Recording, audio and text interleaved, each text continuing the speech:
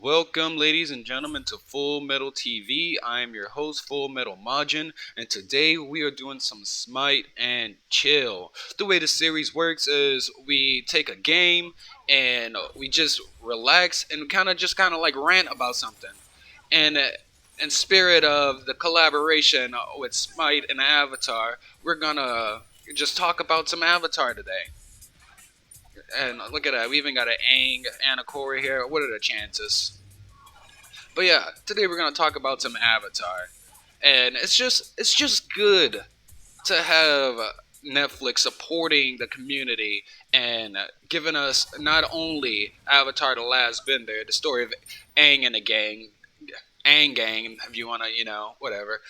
But now we have Legend of Korra on Netflix as of a couple days ago, and personally, I love the Legend of Korra. There seems to be a lot of backlash and a lot of controversy. Oh God, that sucks.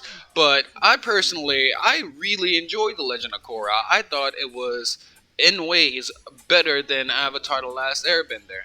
Now, like in ways, of course, like Avatar: The Last Avatar: The Last Airbender. It's like a perfect show, you know. It's got comedy, it's got that sense of adventure, it's got lovable characters, lovable, unforgettable characters, and just the martial arts, the animation, everything about it is just so great. You know, what's not to love? And but the ending of it, like when you think about it, the ending really boiled down to some guy that was bad just because he was bad for you know being bad sake, and the good guy had to take out the bad guy. Like very A B plot. It was about the journey there, and not necessarily the I don't know the final plot point, whatever. I don't know, but when you look back at it, it's a very linear story, you know? Legend of Korra, on the other hand, is much more mature in its plot points, in my opinion. You know, you got the first season where she goes against Amon, and this guy's like a terrorist who's hell bent on equality. And I mean, he's not wrong. The episode, I mean, the series starts off with these 1920 ish mobster bender guys just oppressing non-benders and kind of do like a racketeering kind of thing. And you could totally understand how that's definitely going on around the entire city and possibly the entire world. Not even possibly, like it was shown. So the fact that this guy wanted to get rid of bending may have been a bit of an extreme, but he his his initial, I guess you could say, his initial cause for doing it wasn't wrong. He was a bit of a Hitler extremist, but you know. And we got the second season. Yeah, controversial. It was very controversial. It seems like the worst season in everyone's opinion. I mean, it's definitely not my favorite, but it was very important. The villain we had there was Unalog and Batu, and together they became a force that no avatar ever had to contend with. Another avatar, a dark avatar, so to speak. And this was this was just like amazing. This was groundbreaking. You know, that is storytelling, and his whole Unalog's whole point was the spirits need to come back, and equivalency, equivalent rights with the spirits. I don't know. It's a bit political and tricky there. But season three, you have this guy Zahir, one of the greatest villains in all of Avatar. Just lordom. Oh God, hold on, what am I doing? That's anyways, and he's coming and he wants to destroy all like world leaders, including Avatar, because Avatar is a world leader, and he feels anonymous is no more. no more wars, no more borders. We're sick and tired of taking your orders. You know, that's a saying that they used to go by, and that's essentially what Zahir is. You know, he's just a guy who's sick and tired of all this segregation of and of of countries and patriotism, which is just a form of racism when you think about it, and segregation. And he's just fed up with it. He wants no more of it. Season 4, you got Kovira, who is a totalitarian dictator who came to power because of what she saw that happen with Zahir. Like Zahir really made her open her eyes and feel like she had to do something to bring her people back together. And once again, just like all the others, she's a bit of an extremist. But I mean, was she wrong? She wanted to unite her people after they had been, you know, split up and had their land taken and all kinds of nonsense. My point is though, like the villains and problems that Korra faced were very controversial and much more adult than what Avatar: The Last Airbender gave us. And as a fan of both series, I just can't help but feel like The Last Airbender just kind of fell short with its overall storytelling. Legend of Korra is just it grew up with its audience, you know. But even though I have all of these fantastic points and just positive outlook, it seems the community doesn't really like the Legend of Korra, and like Korra herself, not even necessarily the show, gets so much backlash, like so much toxicity, so much negativity, so much hate. It kind of hurts my heart. I don't understand it. Like she's a three dimensional character, very human. You know, she struggles. And it seems like everyone wants to throw that in her face, saying she's trash and whatnot. I mean, don't get me wrong; she's a hard-headed teenage girl. I don't, not everyone's gonna like her, but it just seems that everyone turns a blind eye to all the kind of questionable things that Aang has done. Which Aang has done some questionable things, like the whole scene where he's pissed off at Toph because she let Appa get taken. Like she didn't let Appa get taken. She tried to save Appa and keep the crew alive, but he did not appreciate that at all whatsoever. And then a little side note, he leaves them in a desert, like the airbender who can keep them cool, left them in a desert. Anyways, there's quite a few points. I mean, I don't have a problem against Aang. I'm just saying Aang is not the beacon of Christ personification that everyone makes him out to be. And I mean, the whole story starts off because Aang ran away from his responsibilities. Contrast to Korra. Korra's a 3-year-old kid excited to be the Avatar and save the world. Like just show my girl some love. Show her some respect. That's all I gotta ask.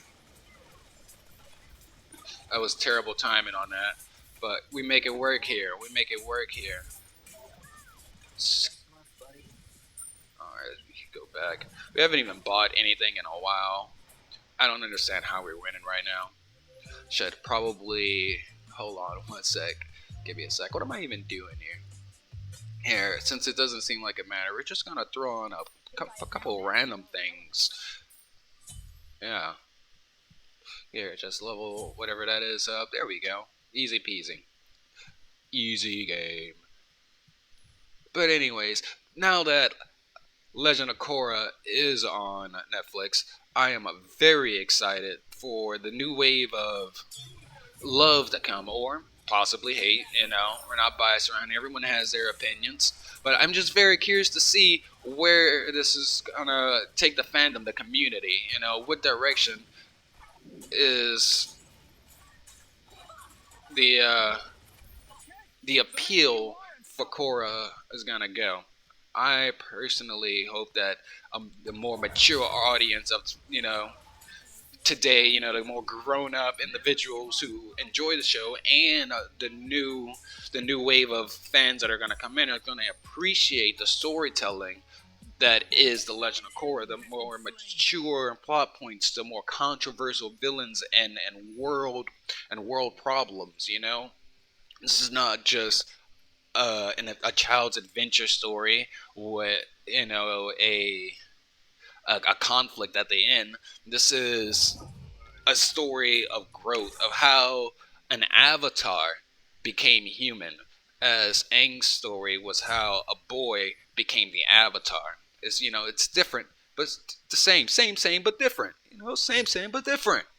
And why do we have to, focus on the differences or the same as these? Let's just focus on what makes it an individual show. Let's just appreciate it for what it is. And I feel like once that happens, we can get more just avatar content. There won't be such a divide in the community, and everyone can actually agree upon something. We won't get things like M Night Shyamalama Ding Dong making these horrible adaptations to our beloved franchise because the community can unite and speak up. It's like, this is not what we want. This is not what the last Avatar or Legend of Korra or the universe of the Avatar is about. And while we're talking about the controversy of M Night Shyamalama Dick Face's film, let's talk about the current events of what's happening now with the live action series. Now, I was iffy about this from the start, just like a lot of you guys were probably. But I had hope, I had faith. I just personally would like some more Avatar in my life. And if that's a live action film, so be it. It's been, what, 8 years since we got some new Avatar? So, I was excited and I was accepted with open arms.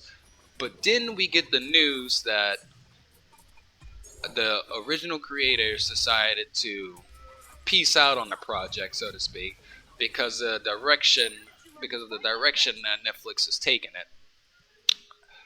That is not a good sign. If the original creators want to peace out because they don't like what Netflix is doing, then I don't know. I'm just not excited for it anymore. I'll give it a try. Hopes and hopes, but I am not very confident in their ability to tell the story that we know and love. And speaking of telling the story that we know and love, why can't we just get a new Avatar story? We can we can finish the cycle. We have an earthbending story that can be told next. And as a fan of earthbending, I welcome that with open arms and flying colors. Give me the next cycle of the Avatar. A while back, I actually remember reading a post or an article, maybe. I'm not exactly sure what it was, but it was explaining how the next story could be about two earthbending brothers who are twins, and one discovers he's the Avatar at a young age. So the people of the town, treated him differently, and the other brother did not appreciate this very much, and he ultimately becomes a villain. That is a fantastic idea. It's very rudimentary. The story has been done before, but when you have the world and the lore of the Avatar, you can expand upon it and make it an original story. Maybe one of the brothers is a prodigy at metal bending or a new type of earth bending, but the other, who is the Avatar, cannot grasp it, and that's what like levels the playing field. And you can make it a bit more adult. Make it not necessarily R rated, but make it PG-13 rated, TV-14. It doesn't have to be another Y7 child show. we can we can handle a uh, a more mature avatar. Did he just disappear? There he is. But yeah, we could totally handle a more mature avatar. I don't. I hope someone is in the process of making a new story. Maybe there's a graphic novel out there or a comic. I'm fine with either. I would really love a continuation in the story of Avatar, though. Yeah, that's what I'm talking about. Let's go ahead and finish up this game. We're reaching 16 minutes here. But let's talk about favorite characters. My favorite character in all of Avatar, even though I may sound like a Legend of Korra or fanboy right now. I mean, I just support Our Lady of Perpetual Bending. Is all. But my favorite characters, top three, two of them actually comes from Avatar: The Last Airbender. And I will also say I've rewatched Avatar: The Last Airbender more than I've rewatched Legend of Korra, even though I do enjoy Legend of Korra more. But number one, when it comes to top three favorite Avatar: The Last Airbender slash Avatar, I mean Legend of Korra characters would be number one, Uncle Iroh. Uncle Iroh is what the world needs. As of 2020, Uncle Iroh is what the world needs. Okay, his teachings in both Avatar: The Legend of uh, Avatar: The Last Airbender and The Legend of Korra are like sound and can be transferred to real life. Like you guys need to listen to Uncle Iroh. Two, I really like Toph. Toph, as as the guys at Honest Trailers put it, Toph is a badass straight out of a Quentin Tarantino movie, and we all know that Quentin Tarantino is one of the most iconic movie directors, and his style, his eye when it comes to badassery is unmatched. So yes, Toph. Oh shit, my hands got fucked up. Toph, yes, yes, accurate. A badass right out of a Quentin Tarantino movie. Number three, maybe a little controversial, but I really love Azula. Like I vibes with Azula. The girl, the girl's tragic and also insanely badass. Like Azula is a monster. She had the entire Aang and the gang running like the entire time. Freaking, can we talk about how who was it? Um, Aang, Toph, and Sokka could not even like. She was just running from him, like just ducking and dodging. Didn't even have her bending, and they had such a hard time trying to just capture her to get some information that she was not gonna tell. Like Toph was all like, "Oh, I got this. I can tell that she's lying," and she's all like, "I'm a platypus edible arrangement cake 6 feet from Tuesday on a Monday," and Toph was like, "Okay, maybe she's telling the truth. I don't know. She's a psychopath, and my girl is a psychopath. She is a twisted badass."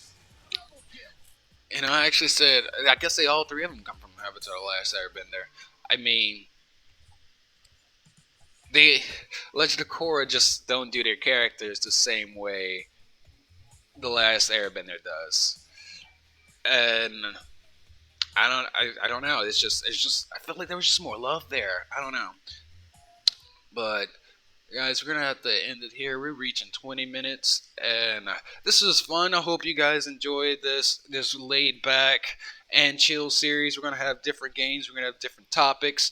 Um, Tune in next time to Full Metal TV for whatever else we have in store for you. This has been Full Metal Majin. Peace.